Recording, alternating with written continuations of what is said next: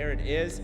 And we have got Slayer's BoxeR versus Lucky here. Make some noise, guys, if you guys want to see Lucky take game 2 against BoxeR. Okay, all right. Make some noise if you guys want to see Slayer's BoxeR take this game back against Lucky.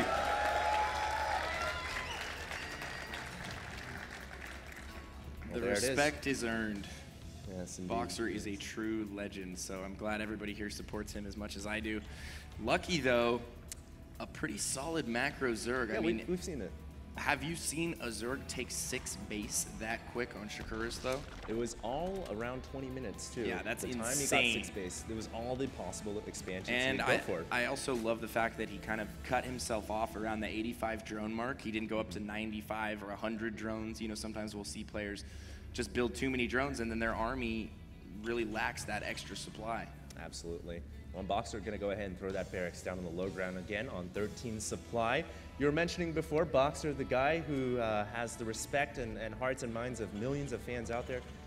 I was watching BoxeR when I was around 12, 13 years old, man. Likewise. Yeah, he was playing in the Brood War tournaments back in the day when it was one base versus one base all the way. And that's where BoxeR really made his name. He was such a creative, innovative, and above all, thinking player. Yeah, well, BoxeR, OOV, Fantasy, Flash, those are all the players that pretty much made me pick Terran.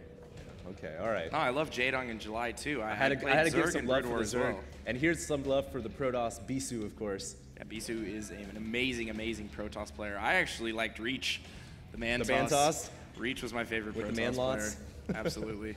Now here we go, BoxeR once again opening with this gas follow-up to the Rax. I don't think that the Rax was actually scouted. There we go, the Rax just got scouted by that drone. Yeah. Gonna send that first Marine over to Lucky's base, but I'm not really sure what the purpose of the Rax on the low ground is. I think, well, you are closer to your opponent's base. Is he gonna Wow, he may actually end up killing off this Overlord, man. I'm surprised he hasn't killed the drone yet, though. Well, it looks like right now Lucky's trying to focus the drone on that Marine, which isn't really a winnable fight, but he was trying to distract that Marine, and at the end of the day, the Marines kill off that Overlord. Very well played by BoxeR, getting a free Overlord crit in the beginning of the game, which is never something that a Zerg player wants to really go through. Yeah, forcing Lucky to commit to that extra Overlord in the early game. I'm sure he's not too happy about that. And he's actually in the red. He just cleared that with an extra Overlord right now. He built 2 Overlords, so you can already see the amount of damage that's been done. And let's just recap. Losing that Overlord, going in the red, you've got to spend 2 larvae to get 2 more Overlords out on the field. And that's another 100 minerals, man. It is indeed, and it supply blocks you for a little bit at a critical point in the game. Early game supply blocks are the worst because those are the critical times in the game where you're producing units and you have all your timings figured out so well. Yeah, the late game supply blocks not as devastating as that early game, which can mess up your build order and it makes it into build chaos.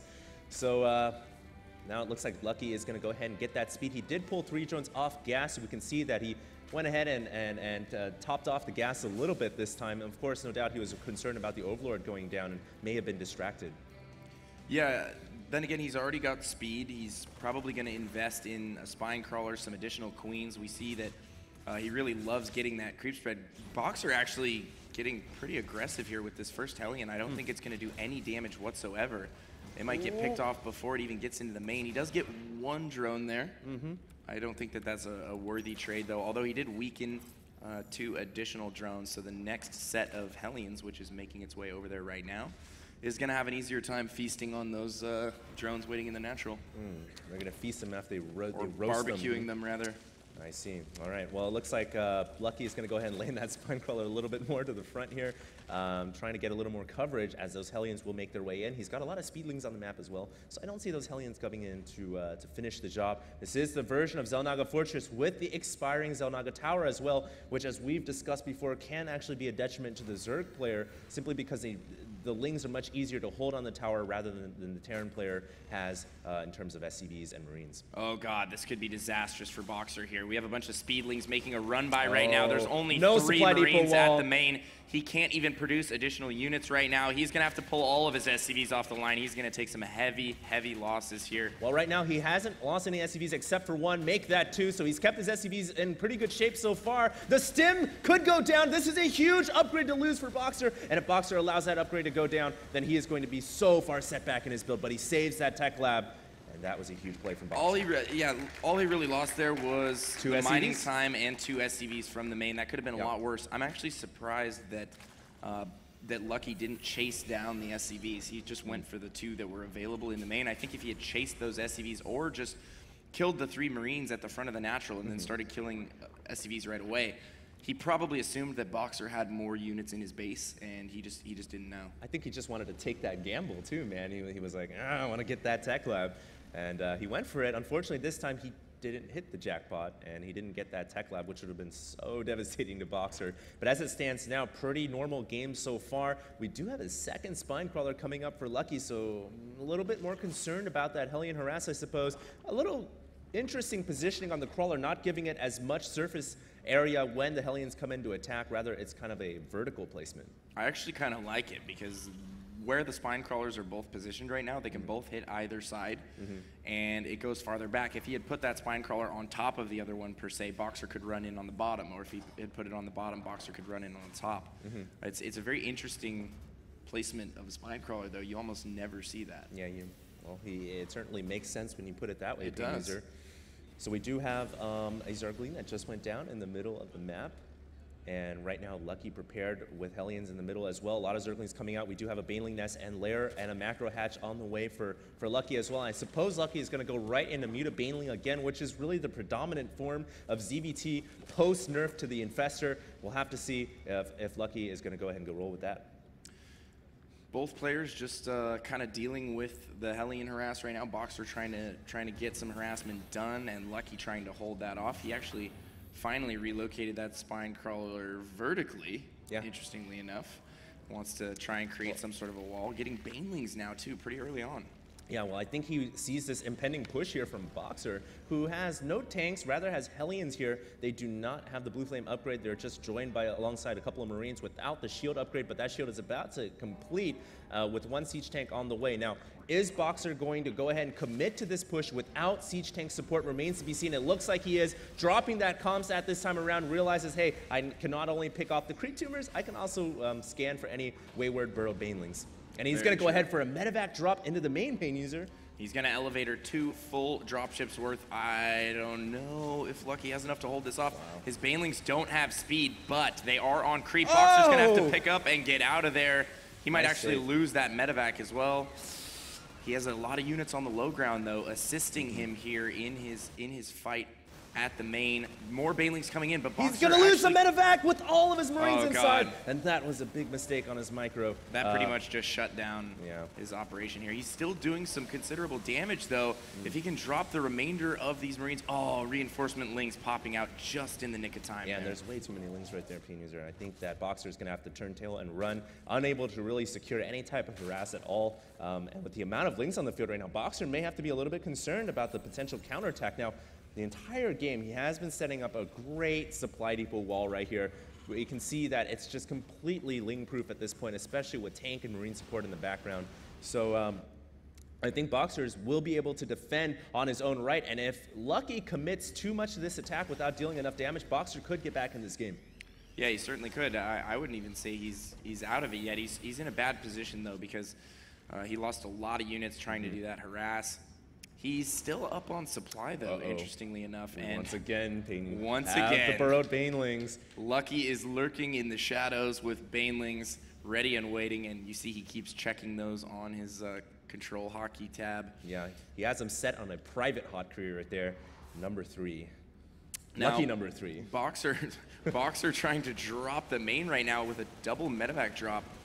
And he's going to do quite a bit of damage here. Lucky a little bit out of position. Going to lose some drones for sure. His Banelings actually were all burrowed in various places on the map, so they weren't ready to deal with this drop, and the drop actually doing a lot more damage than you would expect. And BoxeR here in a great position, just killed off a bunch of lings. The lings once again trying to go in. They're having a hard time finding a flank, and they finally get an avenue to go back. BoxeR getting super cost efficient with those Marines, in my opinion, and you know what? The Hellion has also scouted that third, and let's not forget the burrowed Banelings, which were scanned. BoxeR scanned those Banelings, and he popped them off.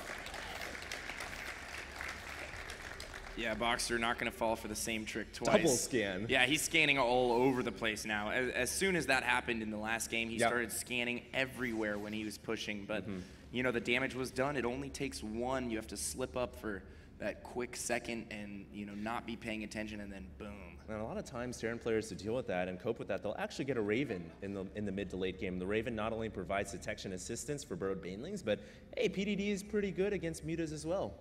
It is indeed. QXC actually a player who really likes his Ravens against Zerg. He'll get an early Raven almost always before he pushes, and you know that could be due to the fact that he spent a lot of time out in Korea, and Koreans are very, very good at using burrowed banelings. I mean, it's just one of those things that Zerg has, and hold that thought, we've got some mutas coming in here. They're finding their way in there before the turrets get up. They just killed off a bunch of SCVs. BoxeR going to committing to a counter here. attack, man. This is pretty much all in. He doesn't have that much SCV coverage in the back. He's at 38 under 72. He's rolling in with his tanks here. Whoa. Stemmed up all his Marines. Multiple times. I'm not sure about that one.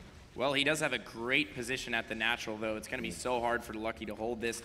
BoxeR could afford to be a little bit more aggressive here, though. I couldn't agree with you more. The longer that BoxeR waits, the more cycles of units that Lucky is preparing right here. You guys can see on the production tab, all mutas, all banelings, all lings. Here we go. Here we go. It looks like Lucky's going to come in with all of his banelings and lings. He's going to crash through all the tanks. Great micro from BoxeR. Unable to destroy all the Marines. And BoxeR has the chance to pick off a hatchery. He's got a micro against those banelings, though. Is he going to be able to do it? He does a pretty good job and keeps most of his Marines alive. I think he's kept enough units alive to certainly roll through the natural here. Keep in mind, when there are no banelings out on the field, all Lucky can reinforce with now is speedlings, no more banelings. There's one baneling. If he dodges this last one, I think he's home free.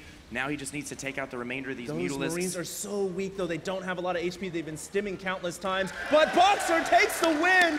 BoxeR takes the win. Unbelievable win. And that is going to tie up this series. What a comeback from the Emperor himself. Yeah, he's going to tie the series up 1-1 here and bring us to a third and final game between BoxeR and FX Open's Lucky. BoxeR, obviously from Team Slayers in Korea, made the journey